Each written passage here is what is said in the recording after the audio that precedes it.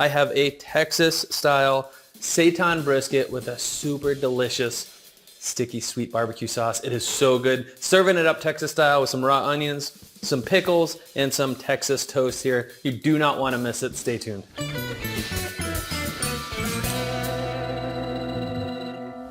All right, we're gonna dive into the seitan here. So the ingredients that we're working with is Vita wheat gluten. So this is really the best product out there, I would say, for any kind of gluten source. It's Bob's Red Mill. This is the one I go to, and it's about 80% protein. So basically what seitan is, it is pure wheat gluten. So if you are celiac or gluten-free, you can probably click off this video now to go check out some of the amazing other gluten-free videos that we have.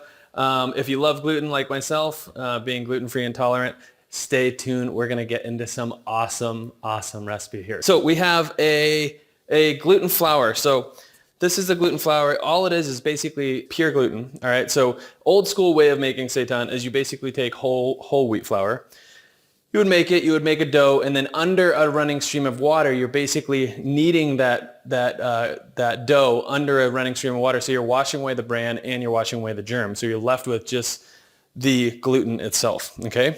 So nowadays, we're able to get just gluten flour, which is a fantastic way to make seitan, way easier than the old school way of making it. So I also have some chickpea flour here, lots of spices, and similar to bread, or if you're baking in general, I start off with a dry batch and then also a wet batch. So let's make the wet batch first of the liquid, okay, a really flavor-packed liquid that I end up using here. So I have some Marsala wine. You can use sherry. Sherry works also really well. I have some soy sauce. Okay, so I'm playing with all of these different flavor profiles of salt, acid, sweet, and fat, okay? So I also have some maple in there, right? I have some olive oil, a couple glugs, that's about right. I have some sriracha, Ninja Squirrel, check it out, it's so good. A little bit of heat. All right, then I also have some vegetable stock. All right, just gonna pour this in there. That should be enough, that's good. All right, so we have all those liquid components. We're also going to add some tomato paste.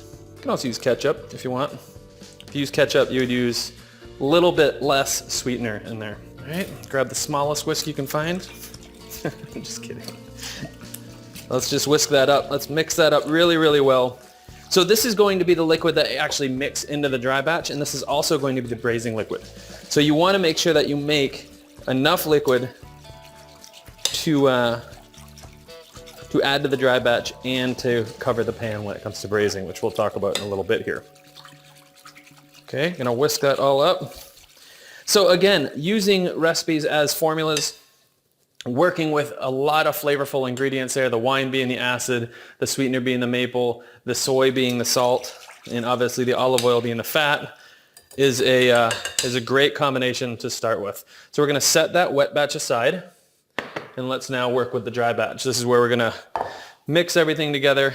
So this is the gluten flour. This is chickpea flour. So the reason I don't use straight gluten flour, now you can use straight gluten flour if you wish, but I like to kind of cut it a little bit. So I have some chickpea flour, and it cuts it so it's not super tight. And you'll see in the final result of this product once it's cooked. So I use a little bit of chickpea flour. You can also use oats in there, some ground oats to a flour, which is really nice. You can also, if you want a sort of a softer, crumbly seitan, you can use, blended tofu as that liquid batch. You can do blended tofu, blended beans, anything like that. That's going to create almost more of a creaminess rather than a straight flavorful liquid. And that creaminess with the presence of that other protein and other starches, it's going to make it a little bit different when it comes to the end texture. So we have gluten, we have chickpea flour, I have some garlic granules, onion granules, some chili powder, some paprika, and some cumin. And we're going to add a little bit more salt. All right, we're going to just mix that up, mix up that dry batch. Okay, so this is one of those base seitans that is nice to have on hand just to keep in the freezer. Obviously you're not going to eat this whole seitan in one sitting with your family because it is a lot of one, gluten, of course, but it's also very dense and very dense protein. So I like to make it, and I'll probably serve about half of it, and the rest I'll put in the freezer or put in the fridge. You can shred it, you can mince it, you can use it in tons of different applications. So today we're going to be working with this base seitan as a brisket, which we're going to throw in the grill in a little while as well. All right, so let's get that wet batch and that dry batch, and let's mix that up. It's probably going to take about half this liquid.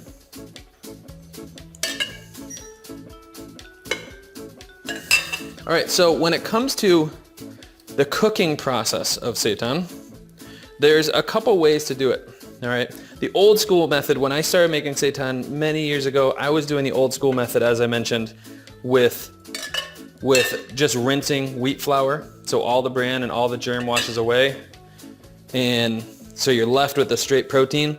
But the problem that I would have making that was that you couldn't really infuse it with a lot of flavor. The only way that you can infuse it with flavor is to simmer it in a flavorful liquid, okay? And so that really spongy seitan that you can get, there's a lot of companies on the market that have seitan products that are quite spongy. That's because they're using the boiling method, okay? So it kind of expands a little bit and it makes it more chewy, more bouncy. With this method that we're gonna work with, of using gluten flour, I'm able to infuse a lot more flavor into the actual product, and then I can braise it or I can steam it, okay? So this product in particular we're going to braise, which I'll talk about in a bit.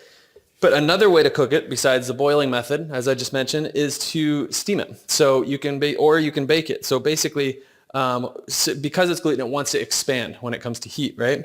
All right, so I've mixed in as much as I can with the spatula. Now I'm going to use my hands. You want to just basically pick up all that dry. This is the consistency. This is the texture that you're looking for. And I'll show you just a minute on the board here. All right. So we're going to set this aside. This is the liquid which we're going to use to braise, and I'm just going to knead it. You're not kneading it necessarily to activate the gluten because it's straight gluten. It'll activate just basically by mixing. But you're basically just kneading it to incorporate all those other flavors and all those other ingredients into this recipe, okay? So what I like is if you were not to use chickpea flour, you wouldn't be able to break it apart, okay? I like it to be slightly tender. Because we're gonna make this a brisket, we're gonna throw it on the grill. We're gonna, use it with a little bit of barbecue sauce. I like it to be quite tender, okay? Compared to really, really tight, like a deli meat, as I mentioned. So using a little bit of chickpea flour in there is really, really helpful to do that, all right? So you have this now batch of raw seitan. I can roll it in small sausages. I can put it in parchment or in cheesecloth, roll them up really tight, steam them as sausages, which is really great. Or for this one, we're gonna make this into the brisket. So it's gonna be a rough piece. All right, so all I'm doing here is I'm just basically shaping it, okay? Make sure it's not gonna fall apart on both sides. All right, we have a casserole pan, okay? So I'm gonna use this with a little bit of oil on the bottom. I'm gonna coat the seitan with the oil. All right. The rest of that braising liquid, just gonna pour that around.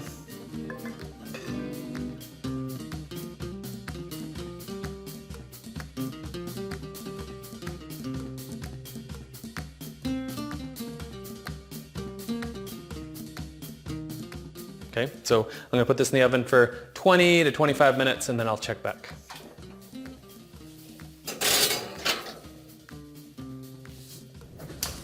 All right, let's check this out. See, Now you're creating that crust on top. This has a little bit more to go before I flip it. So we're gonna put it back in there until you create a little bit more darkness on top there. Okay, when the darkness is on top, we're gonna flip it and then continue to cook it for about another 20 minutes, 30 minutes. All right, let's check on this seitan. This is looking good. You know it is close to done when the liquid is almost evaporated. Look at that. So it's quite firm on the top, which is nice, all right? That's what you're looking for. What we wanna do next is loosen that up. Okay, so I'm basically, it's starting to cook well, so I'm gonna now flip it.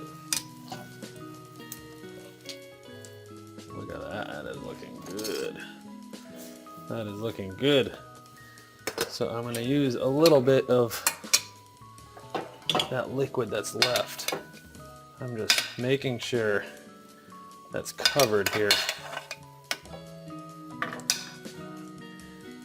Absorb the rest of that down below. It looks so good. It smells so good, you guys. I'm gonna put this back in. We're gonna come right back to it when it's done.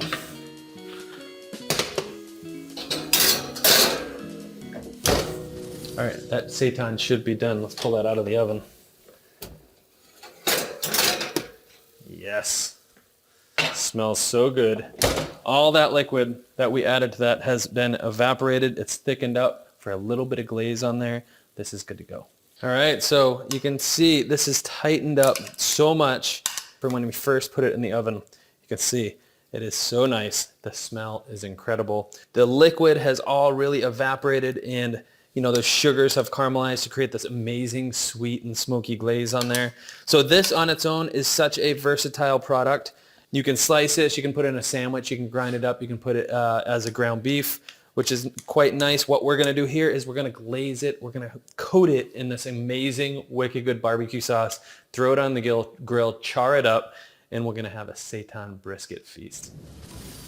All right, so this seitan has now cooled. So once it cools, it just tightens up so much. It is amazing. This is the brisket. This is so good. Once you douse it in barbecue, throw it on the grill. It is absolutely delicious. So let's get a pan ready. We have this wicked good barbecue sauce here. All right, so we're going to add a little bit on the bottom here. We have that seitan. Hell yes. That looks so good. All right, we're gonna douse it here on the pan, and then while it is cooking on the grill, I will just continue to baste it. And all these sugars, all the sweetness is gonna really caramelize, it's gonna blacken, it is gonna be so good. We're gonna serve this with all the traditional barbecue components, a little Texas bread, some pickles, some raw onions, and a roll of paper towels, because it's about to get sloppy. All right, so now that the grill is absolutely ripping hot, we are ready to throw this seitan on. This is gonna be so good, so good. So let's get this on there. Yes. Don't want any of that barbecue sauce going to waste. So we're gonna let it grill for probably about 8 to 10 minutes on each side. And once we flip it, we're gonna baste it again and we'll be good to go. Ah, look at that. That looks freaking delicious.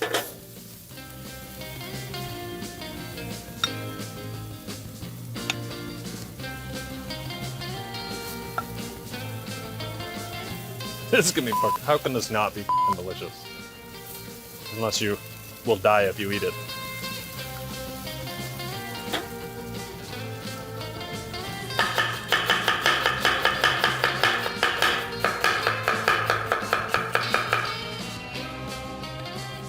Nice.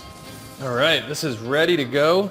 This is all charred, caramelized, absolute freaking deliciousness right here.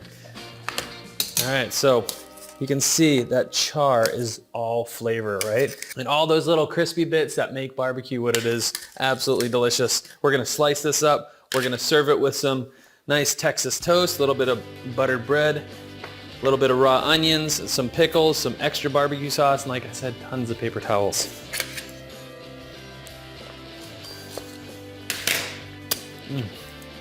So good. All right, let's slice that up.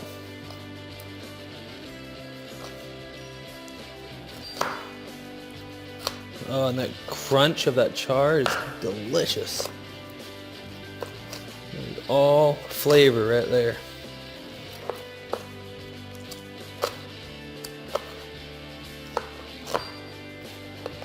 All right, so let's serve that with some pickles, some fresh pickles. All right, here's some raw onion, Texas style, and of course, that Texas toast. So good. All right, there you have a seitan brisket with a wicked delicious barbecue sauce. Total Texas comfort right here. If you like this recipe, be sure to subscribe. Until next time, thanks so much for joining us, you guys. Happy barbecuing.